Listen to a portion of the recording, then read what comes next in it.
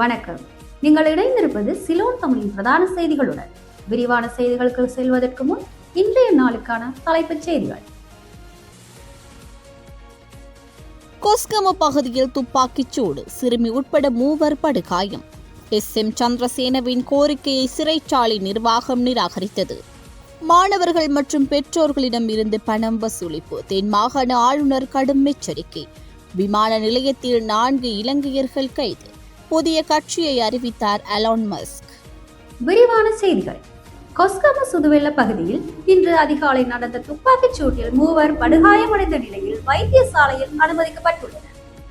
சிறுமி ஒருவர் உள்ளிட்ட 3 இவ்வாறு படுகாயமடைந்துள்ளதாகவும் குறித்த 3 முச்சக்கர வண்டியில் பயணித்த போது இந்த துப்பாக்கிச் சூடு நடைபெற்றுள்ளதாகவும் போலீசார் தெரிவித்துள்ளனர். மோட்டார் சைக்கிளில் வந்த 2 பிஸ்டல் வகை துப்பாக்கியால் சுட்டதாக தெரிவிக்கப்பட்டுள்ளது. இந்த சம்பவத்தில் அவிசாவளி பகுதியைச் சேர்ந்த 30 வயதான தாயும் அவரது 12 வயது மகளும் 44 வயதுடைய மற்றொரு ஆணும் காயமடைந்துள்ளதாக போலீசார் தெரிவித்தனர். காயமடைந்த நபர்கள் சிகிச்சைக்காக அவிசாவளி வைத்தியசாலையில் அனுமதிக்கப்பட்டுள்ளனர். துப்பாக்கி சூட்டுக்கான காரணம் மற்றும் சந்தேக நபர்கள் பற்றிய தகவல்கள் இதுவரை அறியப்படவில்லை. இந்நிலையில் சந்தேக நபர்கள் கைது செய்ய மேலதிக விசாரணைகளை முன்னெடுத்துள்ளதாக கொஸ்கம போலீசார் தெரிவித்துள்ளனர். சிறையில் அடைக்கப்பட்டுள்ள முன்னாள் அமைச்சர் SM சந்திரசேனவின் கோரிக்கையை சிறைச்சாலை நிராகரித்துள்ளதாக தெரிவிக்கப்பட்டுள்ளது. முன்னாள் அமைச்சருக்கு வெளியில் இருந்து உணவு வழங்குமாறு கோரிக்கை விடுக்கப்பட்டுள்ளதாகவும் எனினும் அந்த கோரிக்கையை நிராகரிக்கப்பட்டுள்ளதாகவும் சிறைச்சாலை வட்டாரங்கள் தெரிவித்துள்ளன.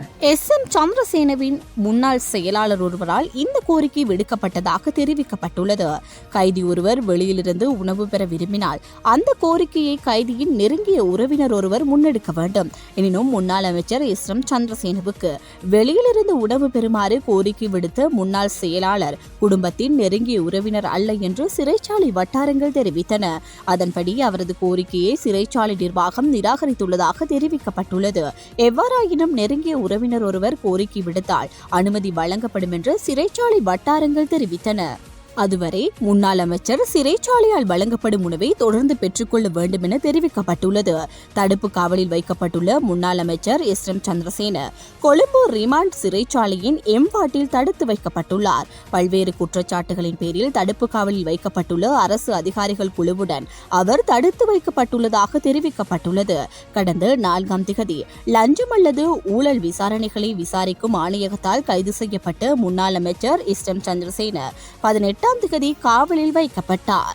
தென் மாகாணத்தில் பாடசாலை மாணவர்களிடம் இருந்து பணம் வசூலிக்கும் அதிபர்கள் மற்றும் ஆசிரியர்கள் மீது கடுமையான ஒழுக்காற்று நடவடிக்கை எடுக்கப்படும் என்று தென் மாகாண ஆளுநர் பந்துல ஹரிச்சந்திர தெரிவித்துள்ளார். பாடசாலை மாணவர்கள் மற்றும் பெற்றோர்களை துன்புறுத்தி பணம் வசூலிக்க வேண்டாம் என்று அறிவிக்கப்பட்டிருந்தாலும் சில அதிபர்கள் மற்றும் ஆசிரியர்கள் இன்னும் சட்டவிரோதமாக பணம் வசூலிப்பதாக தகவல்கள் வந்துள்ளதாக தென் மாகாண ஆளுநர் தெரிவித்தார்.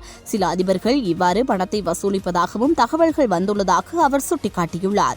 பல்வேறு திட்டங்கள் மற்றும் நிகழ்வுகளுக்காக வசூலிக்கப்படும் பணத்தை தங்களால் செலுத்த முடியாது என்று சில பெற்றோர்கள் முறைப்பாடு செய்துள்ளதாகவும் தென் மாகாண ஆளுநர் பந்துல ஹரிச்சந்திர தெரிவித்துள்ளார். அதன்படி தென் மாகாணத்தில் உள்ள பல பாடசாலைகளில் இதுபோன்ற பணம் வசூலிக்கப்படும் பல நிகழ்வுகளை நிறுத்துமாறு கடுமையாக அறிவுறுத்தப்பட்டுள்ளது.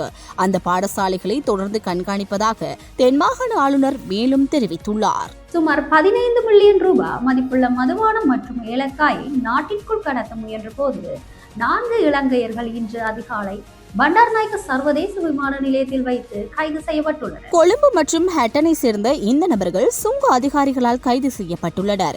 இந்தியாவில் பெங்களூரிலிருந்து வந்த விமானத்தில் அதிகாலை 1 மணியளவில் விமான நிலையத்தை வந்தடைந்தனர். அவர்கள் எடுத்து சென்ற 20 பொருட்களில் 378 மதுபான போத்தல்கள் மற்றும் 132 கிலோகிராம் ஏலக்காயை சுங்க அதிகாரிகள் கண்டுபிடித்தனர்.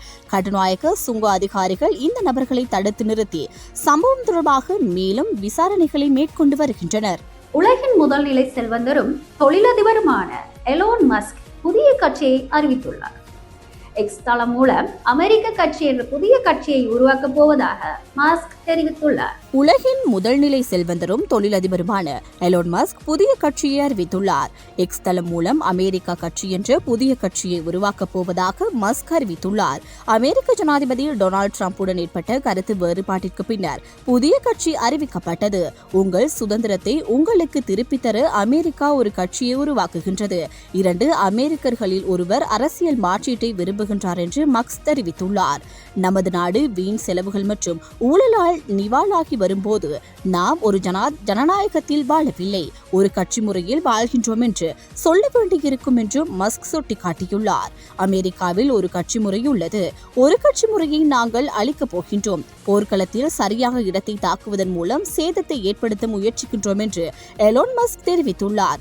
2 கட்சி முறையிலிருந்து நமக்கு விடுதலை வேண்டுமா என்று கேட்க சுதந்திர தினம் சரியான நாள் என்று மஸ்க் கூறினார். அமெரிக்க அதிபர் டொனால்டு டிரம்பின் பிக் பியூட்டிஃபுல் பில் நிறைவேற்றப்பட்டால் புதிய கட்சியை உருவாக்குவேன் என்று எலோன் மஸ்க் முன்பு கூறியிருந்தார். டெஸ்லாவில் மானியங்கள் நிறுத்தப்படும் என்றும் மஸ்க் தனது தொழிலை மூடிவிட்டு தென்னாப்பிரிக்காவுக்கு திரும்ப வேண்டியிருக்கும் என்று ட்ரம்ப் எச்சரித்துள்ளார். முன்னதாக நடந்து முடிந்த ஜனாதிபதி தேர்தலில் டிரம்பின் வெற்றிக்கு மஸ்க் கடுமையாக உழைத்திருந்தார். அத்துடன் டிரம்ப் நிர்வாகத்தில் மஸ்கிற்கு முக்கிய பதவியும் வழங்கப்பட்டிருந்தது. பெரிய மாற்றங்களுடன் டிரம்ப் அறிமுகப்படுத்திய வரி மசோதா இருவருக்கும் இடையில் விரிசலை ஏற்படுத்தியது. இருவரும் கடந்த மாதம் குற்றச்சாட்டுகள் மூலம் சவால்களுடன் பிரிந்தனர். வரி மசோதா செனட்டில் பரிசீலனைக்கு வந்தபோது மஸ்க் மீண்டும் விசாரணைகளை முன்னெடுத்தார். புதிய வரி மசோதா நாட்டிற்கு பற்றாக்குறையை $3.3 டிரில்லியன் அதிகரிக்கும் என்று மஸ்க் குற்றம் சுமத்தியுள்ளார்.